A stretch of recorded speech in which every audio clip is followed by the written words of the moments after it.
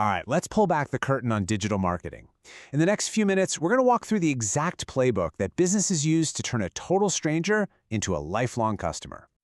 Think about it. You've probably experienced this yourself, right? You see an ad for something, maybe a day later you get an email about it, and then before you know it, you're clicking that Buy Now button. Yeah, that was no accident. It wasn't random, and it wasn't a coincidence. It was actually a carefully designed journey that you were guided on.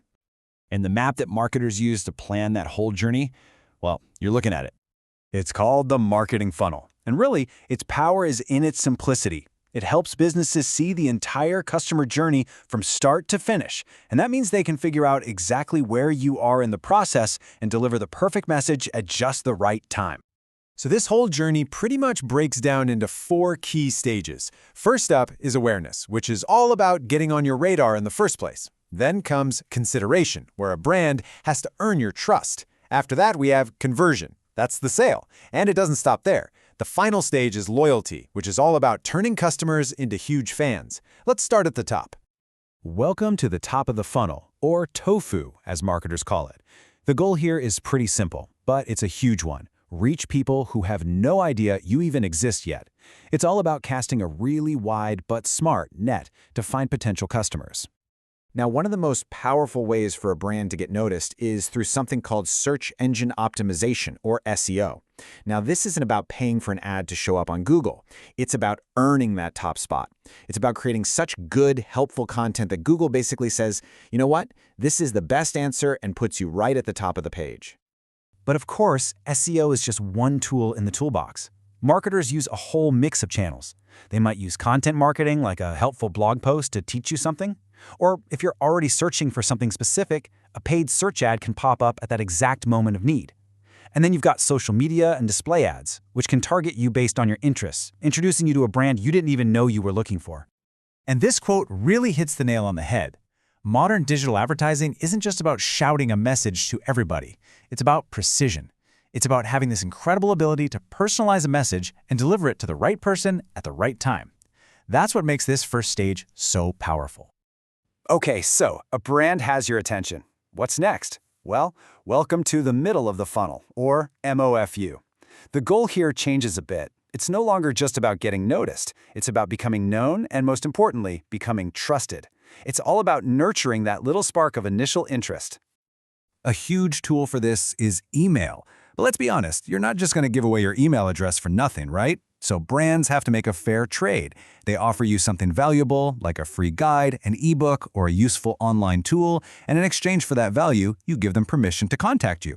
It's a classic value-for-value exchange.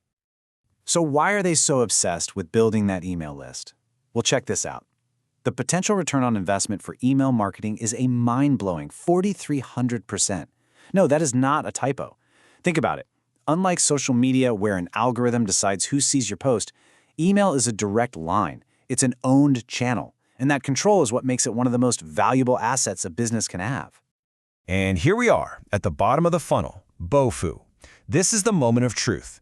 The person knows the brand, they're interested, they even trust it. The goal now is to close the deal, to make that final step of actually buying something as easy and as compelling as possible. The science behind this is called conversion rate optimization, or CRO. Now, this isn't about getting more traffic to a website. It's about getting more of the people who are already there to take action. It's all about making small, smart tweaks that can lead to some seriously big results. So how do they do that?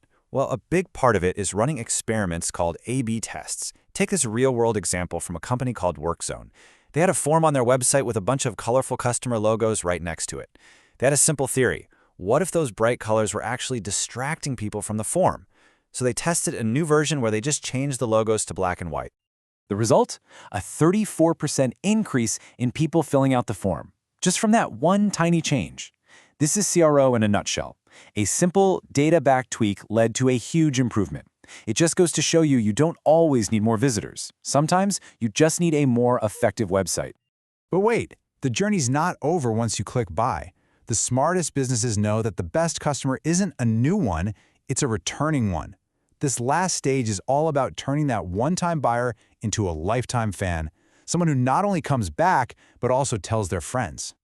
And they do this using strategies that basically turn happy customers into a marketing force.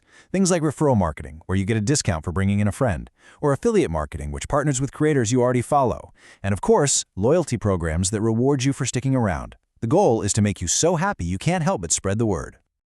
But here's the thing, none of this works without trust. The entire funnel from top to bottom is built on a foundation of responsible, ethical marketing. That means being transparent, respecting people's privacy, making it easy to unsubscribe, and just being a good steward of customer data. Without those ethical guardrails, the whole system just falls apart. So there you have it, the playbook from start to finish. It really leaves you with a final question to think about. Is great marketing a megaphone, just shouting the same message at everyone? Or is it a funnel, a thoughtful process that guides the right person on a journey, building a real relationship one step at a time? I think we know which one works better.